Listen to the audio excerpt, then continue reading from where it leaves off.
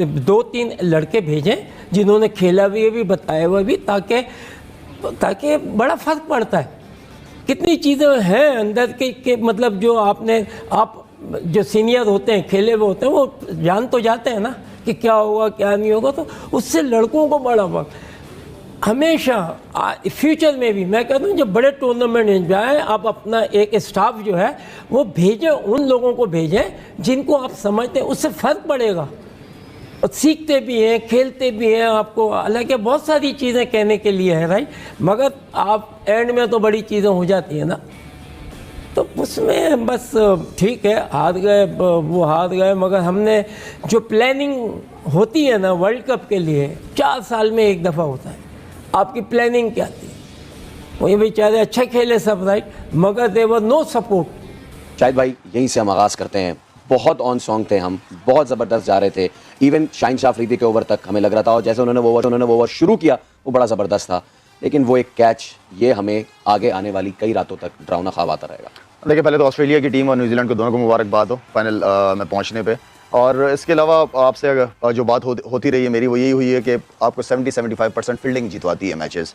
और अगर पाकिस्तान ने इतना टोटल किया जो रिजवान ने रन किए हैं, उस पर भी ऑस्ट्रेलिया ने 2 कैचेस छोड़े, तो वहाँ पे भी फील्डिंग का इशू आया, यहाँ पे भी फील्डिंग का आ गया। ऐसी सिचुएशन में कैच ड्रॉप होना तो मेरा मतलब है कि उसके बाद फिर 3 छक्के भी लग गए और वो सारा सिनेरियो ही चेंज हो गया कि चलो कैच छोड़ने के बाद कोई अच्छा बॉल हो। लेकिन मेरे ख्याल में फील्डिंग हमेशा से मैं इस चीज़ पे बहुत ज़्यादा वो करता हूँ कि फील्डिंग का जिस दिन पाकिस्तान टीम की फील्डिंग तगड़ी होगी पाकिस्तान टीम मैच जीत जाएगा।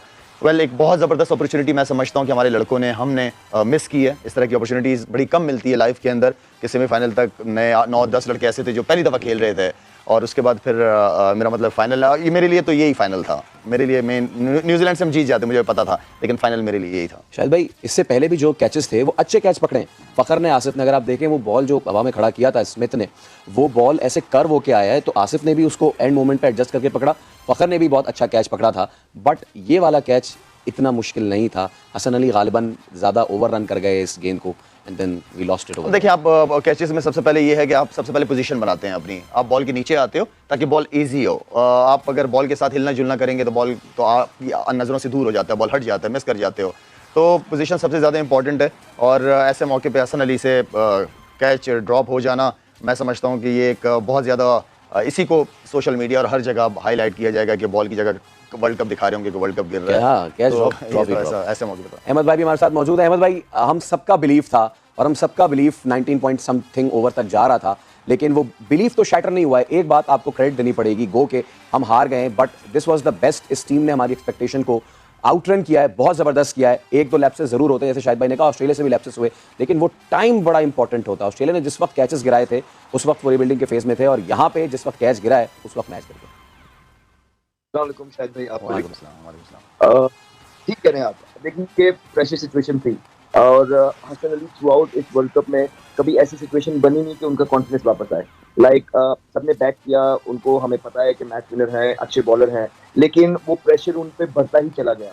और आज वो हमने देखा कि वो जो है ना pressure gets better of him, और जिस टाइम पे वो कैच आया उस टाइम इतने क्राउड के अंदर सेमीफाइनल के अंदर नो एक्सक्यूज, एज प्रोफेशनल हमें कैचेस पकड़ने हैं, डेफिनेटली पकड़ने हैं, और इतने क्रंच सिचुएशन में तो पकड़ने हैं, लेकिन वो बहुत प्रेशर कैच था। और स्पेशली अगर कोई हसन अली के शूज में होता, क्योंकि उनकी बॉलिंग फॉर्म भी इतनी अच्छी नहीं चल रही थी, फील्डिंग में भी लेफ्ट और नो बॉल्स वगैरह भी हो रहे थे, और मीडिया में भी थोड़ा सा उनका ट्रायल हो रहा था, तो इस वजह से वो कैच उनके पास जाना उस टाइम पे वो बहुत क्रूशियल कैच था।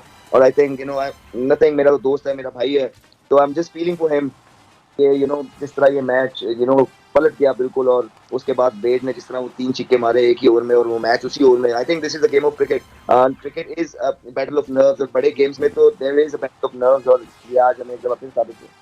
शायद भाई उस कैच को अगर हम एक तरफ रखें, जो उनके कोटे का आखिरी ओवर था उसमें उन्होंने बॉल किया, इनफैक्ट 44 रन उन्होंने दिए हैं पूरे 4 ओवर में। 11 रन पर ओवर बहुत ज़्यादा होते हैं T20 में, और ये नहीं है कि हसन ने पहली मरतबा रन दिए, इससे पहले भी वो इतनी ही ज़्यादा इकोनॉमी से रन देते हुए आ रहे थे। ये बाबर का कॉन्फिडेंस था, दोनों लेकर आए, बट क्या उनसे कोटा पूरा कराना चाहिए था कि जब वो इतने ज़्यादा रन दे रहे थे? बिकॉज आपको याद होगा कि जब वार्नर आउट हो गए, इमाद को लेकर आए, इमाद का कॉन्फिडेंस ऐसा वापस आया कि उसने 2 ओवर में 22 रन दिए थे, और तीसरा ओवर जो करा उसमें सिर्फ 3 रन दिए। तो क्या इमाद के लिए जाना चाहिए था हसन अली को छोड़? देखिए फिर आखिर में स्पिनर्स के ओवर आप रख नहीं सकते थे, वो भी एक मुश्किल चैलेंज होता है कप्तान के लिए। इसलिए कि स्पिनर्स पे लगती ही हैं आखिरी की हिटें, अगर आप बहुत ज़्यादा बड़े टर्नर ऑफ द बॉल ना हो। साथ में ये था कि दूसरे एंड से रऊफ़ का भी एक ओवर में थोड़ा एक्सपेंसिव हो गया था, जिसकी वजह से प्रेशर उल्टा आ गया था इनके ऊपर। चीज़ें बिल्कुल ठीक चल रही थी, अगर ये कैच होता ना, ये 3 छक्के लगते और सिचुएशन टोटली डिफरेंट रहती। एब्सोल्युटली। और ये भी कि ऑस्ट्रेलिया ने जिस क्लिनिकल तरीके से खेला, हमें पता था कि ऑस्ट्रेलिया है, ये बाकी टीमें नहीं है जो आपको आगे आके लूज मोमेंट्स देंगी कि आप उसको ग्रिप कर जाएं।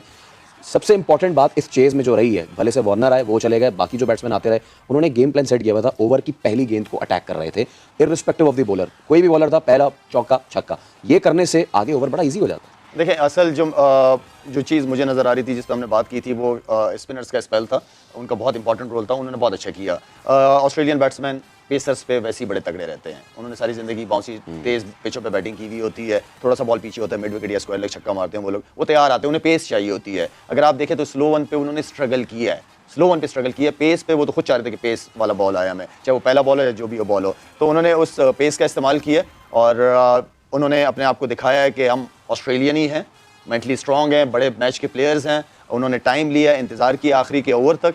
मेरे ख्याल में काफ़ी रन थे 2 ओवरों में, बिल्कुल। तो उसके बावजूद, लेकिन उनके अगर चेहरों पे देखे, कहीं पैनिक सिचुएशन नहीं थी, कोई पसीने नहीं छूट रहे थे उनके, लेकिन वेट कर रहे थे राइट टाइम के। वो जो 2 बैट्समैन थे, उन्हें अपनी एबिलिटी के ऊपर बिल्कुल बिलीव था कि हम ये रन कर जाएंगे, तो वो इंतजार कर रहे थे ओवर्स के लिए और उन्होंने उस चीज़ को कैश किया। एक वक्त पे 12-13 रन पर ओवर चला गया था, इवन जब इमाद और हफीज़ बॉलिंग करने आए थे तो वो ओवर बड़ा ज़बरदस्त गया था, इवन स्टॉइनिस और वेड उनको रोक रोक के खेल रहे थे। मेरे ख्याल से यही बड़ी टीम की निशानी होती है, अगर कोई और टीम ही होती तो शायद वो इतना रिकवर नहीं कर पाती, लेकिन ऑस्ट्रेलिया के मेंटली टफ बैट्समैन ही है, 13 रन पर ओवर भी चला गया, बट उन्हें पता था कि आखिर में कहाँ जाना है, और फिर वो उन्होंने देखे, उन्होंने काफ़ी सेंसिबल खेली है। जब क्रिकेट, जब शदाब विकेटें ले रहा था तो उन्होंने चांस लेना फिर बंद ही कर दिया था। उन्होंने कहा कि कि अगर बॉलिंग अच्छी हो रही है तो इसको सिंगल डबल करके लेटर ऑन हम इसको कवर कर सकते हैं फास्ट बॉलर्स पे।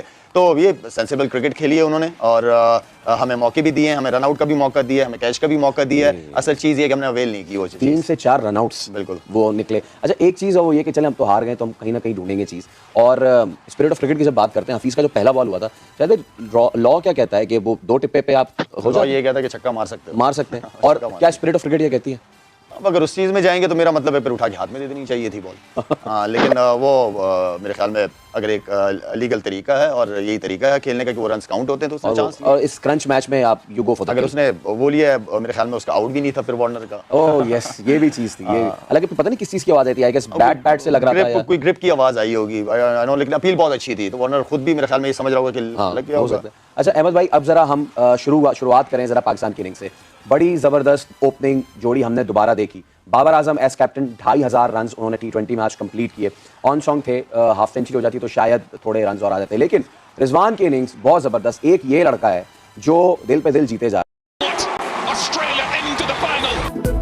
सनसनीखेज मुकाबले के बाद ऑस्ट्रेलिया ने पाकिस्तान को सेमीफाइनल में शिकस्त दे दी। हसन अली कमजोर कड़ी साबित हुए, 4 ओवर्स में 44 रन दिए। अहम मौके पर मैथ्यू वेड का कैच गिराया, गोया मैच गिराया। कैच गिरने के बाद मैथ्यू ने 3 छक्के मार दिए और टीम की नैया पार लगा दी। Can Rizwan help to get Pakistan 9? Well, Rizwan, you probably didn't know, was actually in hospital just a night ago, suffering with some sort of lung condition. So, you know what, this is a warrior. This is a great way to start this campaign. He's been brilliant through it, and he's got